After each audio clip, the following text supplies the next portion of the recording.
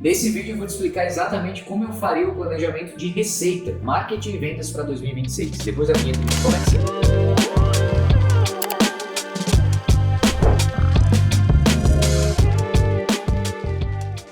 Quando a gente vai montar um planejamento anual de marketing e vendas, a gente precisa levar em consideração quais são as métricas que determinam a previsibilidade que eu vou ter dentro do meu planejamento. Quando eu estou pensando num planejamento de marketing, aquela ideia de que marketing é post bonito ou é identidade visual, é também, mas não é só isso. Quando eu faço um planejamento e eu preciso incluir ele no financeiro, eu preciso partir da premissa de que ele é um investimento. E para todo investimento, eu preciso obrigatoriamente ter um retorno. Como eu faço para calcular o retorno sobre o investimento do meu marketing considerando o ano inteiro? As primeiras características que você precisa ter em mente, ou as primeiras métricas que você precisa ter em mãos, são aquelas que determinam quanto você vai pagar no teu custo de aquisição. Então, por exemplo, o teu custo de aquisição é o custo por lead, por exemplo, né? Então, vamos supor que você já trabalha com mídia paga hoje, ou você, sei lá qual é o canal que você trabalha aí, você tem um custo de aquisição de um lead, um custo de aquisição de um contato.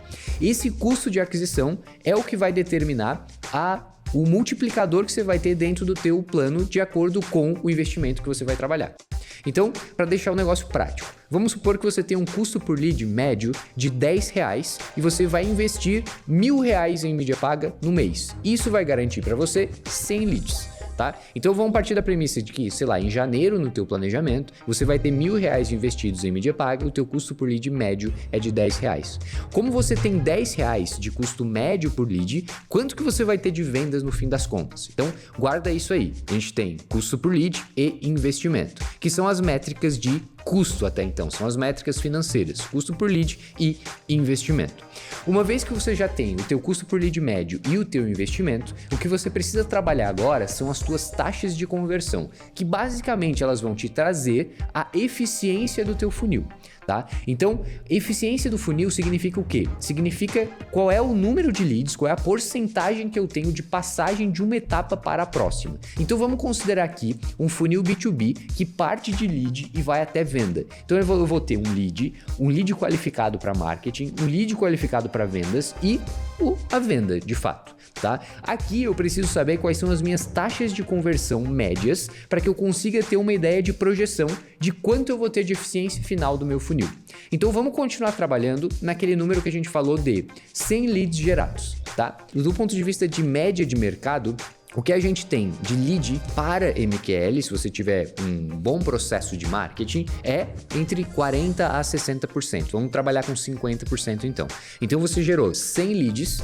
Desses 100 leads, você tem 50 MQLs, você tem 50 leads dentro do perfil. Então você tem 50 leads que preencheram no teu formulário aquelas características que você precisa para levar para a próxima etapa do processo comercial. Então vamos partir do pressuposto que o teu público-alvo, né, a tua persona, é o cara que é um diretor de marketing de uma empresa com mais de 200 colaboradores. Então esse cara é um lead que preencheu no formulário que ele é um diretor de marketing e ele trabalha numa empresa com mais de 200 colaboradores. Esse cara é um MQL, é um lead qualificado para marketing. Os outros 50 que não preencheram essa característica já ficaram pelo caminho. Então restaram 50 dentro do teu funil que ainda estão ativos. Aqueles outros 50 você vai abandonar? Não. Você pode trabalhar eles uma outra proposta. Você pode trabalhar um produto, você pode esquentar esses caras para trabalhar num evento depois, sei lá, você não vai abandonar eles. Você vai trabalhar com uma estratégia de inbound, por exemplo, mas isso é conteúdo para um próximo vídeo. Então, vamos seguir com esses 50 leads qualificados para marketing que a gente conversou. Se eu tenho esses 50 qualificados para marketing, agora eu preciso entender se eles são qualificados para a venda, que são os meus SQLs. Qual que é a taxa média que eu tenho de MQL para SQL, de um lead qualificado para marketing para um lead qualificado para vendas? Hoje a média no mercado B2B, considerando todos os setores num balaio só, é entre 15% a 25%. Então vamos trabalhar aqui com 20%. Se eu estou falando que eu tenho 50 leads qualificados para marketing, eu tenho uma taxa de conversão de 20% para SQLs, significa que eu vou ter então 10 reuniões. Se eu tenho 10 reuniões, eu preciso também ter uma taxa de conversão de reunião para venda para que eu consiga entender qual é a minha projeção de venda a partir de 100 leads gerados. Aqui, você só tem que tomar cuidado com uma coisa. Não é porque eu tenho um SQL, não é porque eu tenho um lead que realmente tem interesse, que eventualmente ele passou nos meus critérios de qualificação de BUNT, por exemplo, budget, autoridade, necessidade, time, ou SPIN, ou enfim, a metodologia de pré-vendas que você for usar. Não é por isso que necessariamente eu vou ter uma reunião realizada. Então aqui eu preciso considerar a minha taxa de no-show. Por quê? Porque tem gente que agenda a reunião e não aparece. Claro, a taxa de no-show ela deve ser controlada no processo para que eu tenha uma média aí que estoure 20%. Então, no máximo 20%.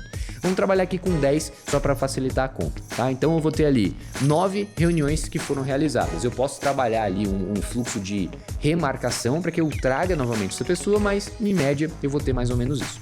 Então agora eu tinha 100 leads, né? Eu gerei 100 leads, 50 eram qualificados e aí eu tinha 10 depois que eram SQLs. Eu perdi um de no-show, eu tive 9 reuniões realizadas.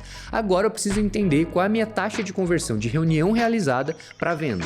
Essa etapa de reunião realizada para venda, ela pode ter várias microetapas aqui. Então eu posso ter depois uma reunião de apresentação de proposta, eu posso ter uma etapa de negociação, uma etapa de fechamento, uma etapa de análise de contrato. Então depende do teu processo comercial, das etapas que você segue por aí. Mas via de regra eu tenho uma etapa de reunião realizada, da primeira reunião realizada para o fechamento de vendas. Essa taxa média no mercado é entre 10% a 20%.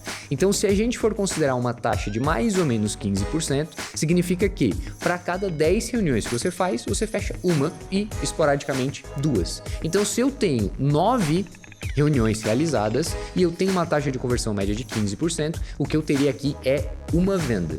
Beleza, eu gerei 100 leads e fiz uma venda. A minha eficiência de funil é 1%. Isso é bom ou isso é ruim? Vai depender de uma outra característica, de uma outra métrica que se chama a relação LTV sobre CAC.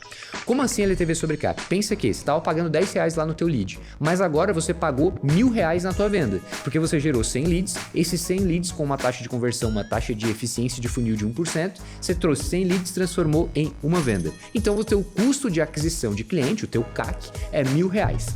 Agora pensa que esses mesmos R$1.000 você cobra mensalmente do teu cliente e esse cliente fica em média 1 ano, ele fica 12 meses com você. Então você gastou R$1.000 para comprar esse cliente e ele vai ficar 12 meses contigo. Então ele vai deixar 12 mil dentro da tua empresa. Se for para eu considerar uma relação LTV sobre CAC aqui, sem considerar os custos operacionais, que eles devem ser considerados, e essa relação vai diminuir consideravelmente, porque o que eu preciso calcular junto nesse custo de aquisição? Salário de gente, os custos operacionais, software, tudo isso eu preciso distribuir e atribuir no meu custo de aquisição. Se a minha relação LTV sobre CAC líquida, no final das contas, for igual ou maior que 3, escala. Isso significa que a tua relação LTV sobre CAC é saudável, o teu planejamento funcionou e você tem uma operação lucrativa. E aí você pode aumentar o teu orçamento em marketing, que a conta vai fechar no final das contas.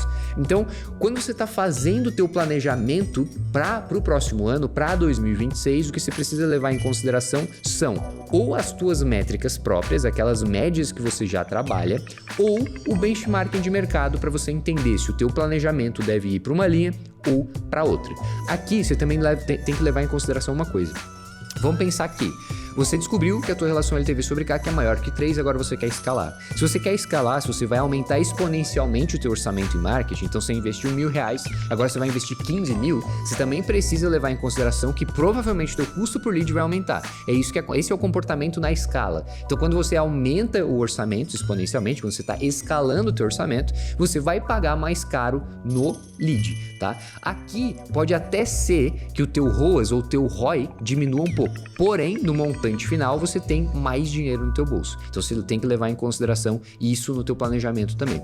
Uma outra variável que pode impactar o teu planejamento de marketing, vendas e receita para 2026 é a sazonalidade. Então a gente sabe que ali em fevereiro é um mês meio complicado por causa do carnaval, então a gente tem uma redução na taxa de conversão e um aumento no ciclo de vendas, e eu tenho esse mesmo comportamento lá em dezembro, porque todo mundo chuta para 2026 ou para o ano seguinte a contratação.